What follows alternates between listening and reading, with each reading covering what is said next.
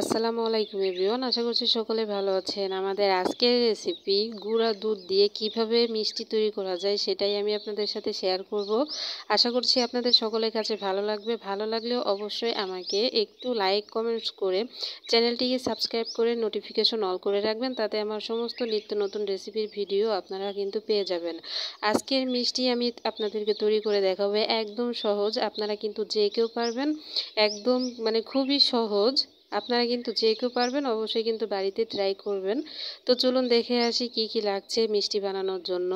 তো প্রথমে আমি এইখানে 10 টাকা দামের প্যাকেট নিয়ে নিয়েছি কয়েকটা, আর আমি এই কাপটা মেপে মেজারমেন্ট কাপে মেপে আমি দিয়ে দিব 1 কাপ গুঁড়া দুধ। তবে আমার একটু কম ছিল, ফুল 1 কাপ হয়নি। তো যাই হোক, আপনারা কিন্তু পরিমাণটা একই রাখবেন, 1 কাপও দিতে পারেন ফুল, অথবা একটু কম করেও দিতে পারেন। তারপর দিয়ে দিলাম 1 টিস্পুন বেকিং পাউডার, আর 1 চামচ দিয়ে দিলাম সুজি। আর সুজিটা কিন্তু কাঁচা, ভাজা না কিন্তু। তারপর সব উপকরণগুলো একসাথে ভালো করে মিশিয়ে নিতে হবে। তারপরে একটা ডিম নিব আমি, ডিমের মধ্যে একটু সামান্য ভ্যানিলা এসেন্স দিয়ে দিব, যাতে ডিমের গন্ধটা বের না হয় তার জন্য। তারপরে খুব সুন্দর করে ফেটিয়ে আমি দুধের মধ্যে গুঁড়া দুধের মধ্যে দিয়ে দিব, আর দিয়ে খুব সুন্দর করে আমি এটাকে মিশিয়ে নিব, গুঁড়া দুধটাকে মিশিয়ে নিব আর কি।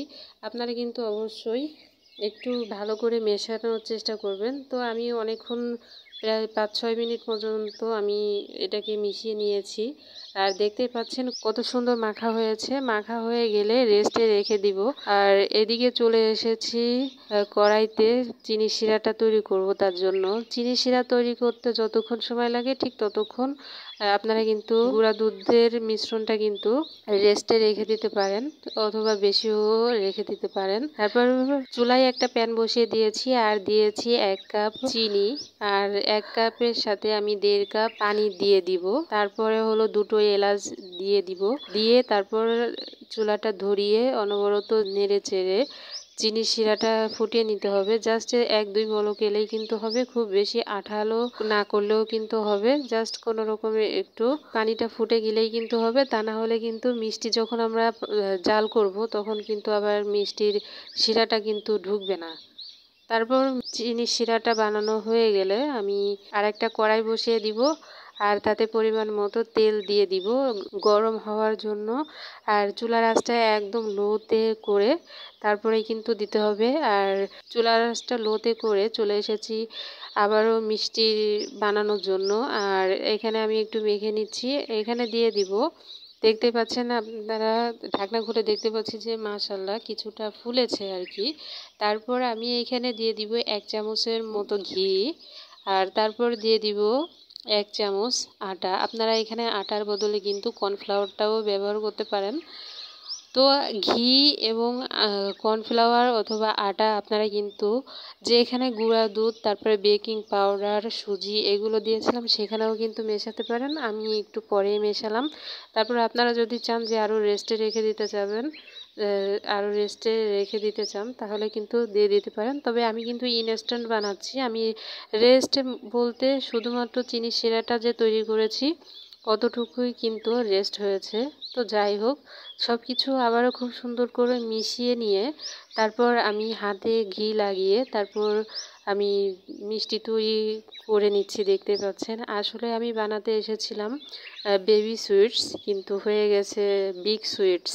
তো যাই হোক, কোনো সমস্যা নেই, একটা করতে আসলে আর একটা শিখে যায়, আর একটা রেসিপি।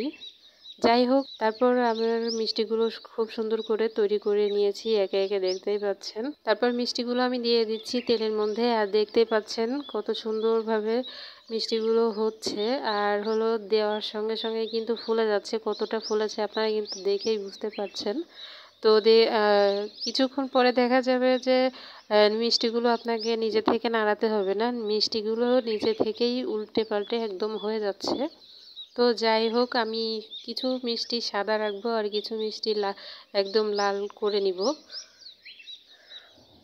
তো আমি সাদা মিষ্টিগুলো যখন হয়ে গেল তখন আমি তুলে নিয়েছি, আর পরের যে লাল মিষ্টিগুলো সেইটা আমি আরেকটু ভালো করে ভেজে তারপরে আরেকটু লাল লাল করে নিব। আর আমার 1 কাপের একটু কম গুঁড়া দুধের মিষ্টি কিন্তু প্রায় 9টা হয়েছে, প্রায় না 9টাই হয়েছে। আর কত বড় বড় মিষ্টি হয়েছে আপনারা কিন্তু দেখতেই পাচ্ছেন, ফুলে একদম টইটুম্বুর হয়ে গেছে। তারপর চিনির শিরাটা এবং মিষ্টি দুটোই কিন্তু একদম ঠান্ডা করে নিতে হবে। ঠান্ডা করে যদি আপনারা না নেন তাহলে গরম যদি দুটোই থাকে, মিষ্টি এবং চিনি শিরা যদি দুটোই গরম অবস্থায় আপনারা জাল করতে চান তাহলে কিন্তু মিষ্টিগুলো চুপসে যেতে পারে। এদিকে আপনারা একটু কিন্তু খেয়াল রাখবেন। এই জন্য অবশ্যই মিষ্টি এবং চিনি শিরাটা একদম ঠান্ডা করে তবেই কিন্তু আবারও চিনি শিরার মধ্যে মিষ্টিগুলো, ঠান্ডা মিষ্টিগুলো কিন্তু চিনি শিরার মধ্যে দিয়ে ভালো করে ফুটিয়ে নিতে হবে। তো আমি 5 মিনিট জাল করে নিয়েছি মিষ্টিগুলা। আর আপনারা মিষ্টি শিরাটা একটু বেশি করে দেওয়ার চেষ্টা করবেন। আমার মিষ্টি শিরাটা একটু কম হয়েছিল বলতে কম করেছিলাম আমি ইচ্ছা করেই। তবে আমার যে এত মিষ্টি শিরা লাগবে সেটা আমিও বুঝতে পারিনি। তবে আপনারা কিন্তু অবশ্যই চেষ্টা করবেন একটু বেশি করে নেওয়ার। তো যাই হোক, আমার মিষ্টিগুলো জাল করা হয়ে গেছে, প্রায় 5 মিনিট মতো আমি জাল করে নিয়েছি। আর সারা রাতের জন্য আমি রেখে দিব। ততক্ষণ পর্যন্ত মিষ্টিগুলো কিন্তু ভিতরের রসটা একদম ঢুকে টইটুম্বুর হয়ে যাবে। তারপর সারা রাত রেখে আমি দেখিয়ে দিচ্ছি আপনাদেরকে মিষ্টিগুলো ঠিক কেমন হয়েছে। দেখতেই পাচ্ছেন কত সুন্দর হয়েছে, মাশাআল্লাহ। আমি কিন্তু দেখিয়ে দিচ্ছি আপনাদেরকে। এখন আমি একটা মিষ্টি আপনাদেরকে কেটে দেখিয়ে দিচ্ছি আসলে কতটুকু কি হয়েছে। কতটা দেখুন রসে একদম টইটুম্বুর হয়ে গেছে, আপনারা কিন্তু দেখতেই পাচ্ছেন। সো ফাইনালি এতটুকুই ছিল আমার আজকের রেসিপি।